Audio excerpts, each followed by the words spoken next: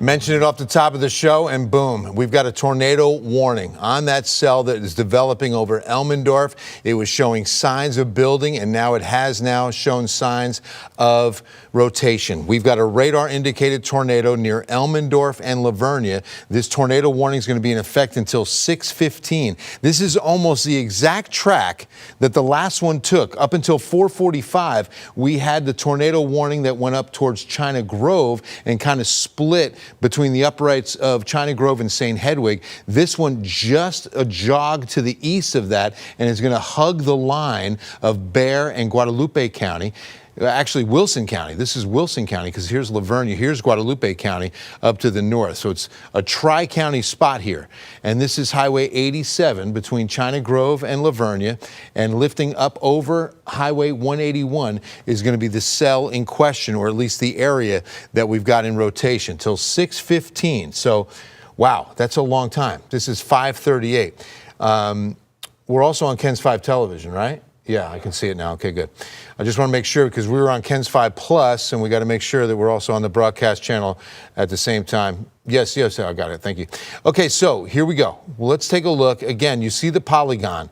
Respect the polygon always, and make sure that you're aware of where you are in relationship to this. I want to take a look at velocities and see where we are with that, and whether or not we've seen the gate-to-gate shear that we need in order to indicate some severe or significant rotation. So again, you can see I was still in that same viewing area of where we were at 4:30, because it was up until about 4:45.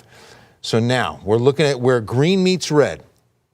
And you can see where it is. Again, here's Highway 87, here's 1604, and we're just south of 87. So it's, again, right in this spot, generally speaking, that we've got the gate-to-gate shear, where the green is meeting the red, where the towards the radar site winds are meeting up with the away from the radar site winds. Because, again, if one's moving towards, that's where you get the rotation. That's where you get the spin. And that's what we're seeing right here. It's called gate-to-gate shear. And then again, Elmendorf and Lavernia are going to be in the impact region. Now, the other tool that we use is what's called correlation coefficient.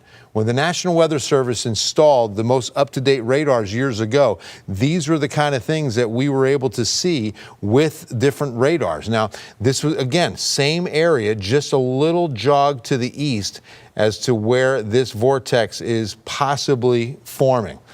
Now, we're looking embedded here in the green, you can see, to yellow and red are going to be the rain. What the correlation coefficient does is find what is not liquid within the liquid. So disregard the multicolored area.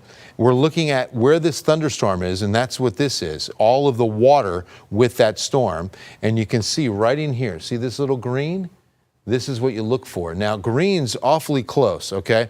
You want to get more to this color, and you start getting the blues, and that's when you have a distinct area of debris that's airborne, non-liquid, that is definitely getting sucked up in the inflow of a tornado. What we call the suck zone, you've probably heard that referred to as. Well, that's what we're saying. This is 1604, this is Highway 87, and this is the spot right in here that, again, could be the rotation and could be indicating a tornado. Tornado warning, just to kind of give you an idea of where we are. Lavernia, St. Hedwig, here's China Grove, Elmendorf, and there's the cell. Now, what's different about this cell that was unlike the last one, you can see a better signature of what we call that hook echo right in here. See that? That's where we get dangerous. That's right where that water's being whipped, and that's why you get that shape on what's called reflectivity. That's what you're looking at. Nice little cluster of lightning, but not the primary concern. We're watching for this rotation to tighten. We're watching for that debris signature. We're watching for, of course, also that real good couplet of gate-to-gate shear. The gate-to-gate shear wasn't very distinct, so that's encouraging, I'll say that. And this is very similar to how the other storm was behaving near China Grove. It showed this rotation, always enough to trigger a tornado warning. That's the beauty of this technology, because years ago, in order to get a tornado warning issued, you had to have someone actually spot it And it couldn't just be someone. It had to be law enforcement or a trained weather spotter from the National Weather Service. Well, with dual polarization radar, that's the new radars that, of course, are part of our National Weather Service network of radars across the United States, all owned by the United States government, all actually owned by you and me, the taxpayers. But dual polarization gives us those kind of weather tools of correlation coefficient to show you debris. It also gives you the different velocity reads that we were just looking at too. And it enhances this because now you can look at things in 3D, like what I'm about to show you. We can slice this storm right in the middle, right in here, and just see what kind of height we're looking at. Let's zoom this out, and we're looking at a storm that is over 30,000 feet in height. That's miles from the surface up, right? What, 5,700 feet is 1 mile. So you're looking, I'm doing public math, so forgive me and give me some grace here, but what is that, about 5 miles up? And that's not the tallest storms we see in South Texas. We get hail producers that are upwards of 45 to 55,000 feet. So this one, again, this is the kind of technology when you have dual polarization that can, again, give you an idea as to what we have and what is happening. Okay, we just got a new warning update on that. So what's important here is to go to that information and see exactly what it's going to tell us. So the velocity, again, let's take a look and make sure that gate-to-gate shear hasn't improved. And it hasn't. It's a broad area of rotation, but it's about to cross Highway 87. The other one, I tell you, it was right here.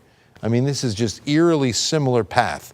Just a mile probably separates the path between those two. And this is, again, moving northeast. So let's take a look at what we have on the information that was just updated. A severe thunderstorm capable of producing a tornado located over Calaveras Lake, about 10 miles northwest of Floresville, moving northeast at only 10 miles per hour. Very slow-moving cell, radar indicated rotation, and St. Hedwig could be seeing some of the impact as early as about 6:05. Again, this warning until 6:15, 30 minutes from now, which is a pretty long warning. But considering what we have and what we've seen, we've got to be aware, and notice it just goes right across the county line. This is here, Stockdale, Lavernia, those are in Wilson County. Floresville is going to be just off the screen to the south there. And then this is now formed and moving northeast at only 10 miles per hour.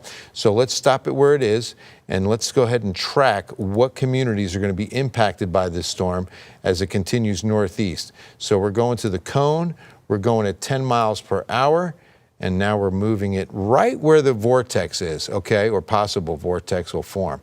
And again, moving northeast, we'll keep it in line with how the cone, or I should say polygon, is. And now the cone's going to give us some of our locations. Okay, so 612 Oak Crest Intermediate School. Of course, that building should be empty. We've got Atkins, Texas, 636. River of Life Christian Fellowship at 636. Annunciation School, 649. St. Hedwig, 650. Normally, it won't go to the 7 o'clock hour, and we're still dealing with rotation on this cell, but it's something we keep an eye on. And you notice that, again, in the first half of this blue box, these communities would definitely be impacted by what could be that rotation. I think they'll definitely see the very heavy rainfall, the cluster of lightning. But as it crosses over Highway 87, starts moving up towards Annunciation School, this is the time to prepare. If you or you're near, if you're in one of these communities, this is your time to seek shelter. This is your time to take cover. This is your time to enact the safe plan you have for your family. It's getting to the lowest floor of your dwelling, your home, or your building, wherever you are, making sure that every wall around you is an interior wall, one that still is inside on the other side of it. That's why it's usually a downstairs bathroom that is the safest room in a home or even a building. Normally in a building, hallways are going to be the safest because they're away from windows. You're protected by the hallways walls. Now, keep in mind, too, that you want to be away from windows and the flying debris that is associated with these tornadoes. That's one thing we saw with this morning's tornado. I mean, there was a lot of flying debris in the form of tree limbs and even small trees that came up out of the parking lot of the Palladium Theater. And then you had pieces of roof that came off the Oasis apartment complex, as well as Bass Pro Shop and the Palladium Theater. I mean, all that area of the rim, there was a lot of flying debris flying right across I-10. And so that's something that you have to be alert of, because that's why you want to be away from windows. Any of that airborne could be flying right through a window. And keep in mind, the wind speeds in most of these tornadoes in an EF0 to EF1 are upwards of 100 to 120 miles per hour on average. So an EF0 could be winds under 100 miles per hour, but that could still do some significant damage. We haven't had a classification on the tornado from the rim this morning, but a survey will be done, and the National Weather Service will be issuing that report probably by tomorrow, or maybe tomorrow afternoon, or even on Friday. So Zool, by maybe 7:22, could see this storm hold together as it again crosses over Highway 87 and moves northeast at about 10 miles per hour. It's a very slow moving cell, but we do have radar indicated rotation right at the back side of it, because that's where we normally see these tornadoes form. It's what's called the rear flank downdraft, and it's typically right in this region of the cell that we see these funnel clouds develop and drop. So if we could go to our tower cam shot, and if somebody can get on the controls of that, you know, we can probably take a look at this towards Elmendorf. We have a camera atop our tower, our broadcast tower. This is it. And you can see the rain falling. But if we can zoom out a little bit, I don't know if you're at the controls. Yeah, perfect. If we can pan and then see where we are and get an idea. Okay, we're going to see part of our broadcast tower there in Elmendorf. That's where this camera is located. It's probably going to stop soon. No? You're going to still be able to pan. Okay. Very good. Here we go. Seeing this low wall cloud, but not seeing too much in the form of a funnel. And that's a good sign. This is what we did earlier, because, again, same exact area. That's pretty much Elmendorf in your foreground, what you see green on the bottom of your screen. Okay, right into there. It's not looking too bad. You can see it's a high-def camera, so you'll notice those are raindrops in high definition.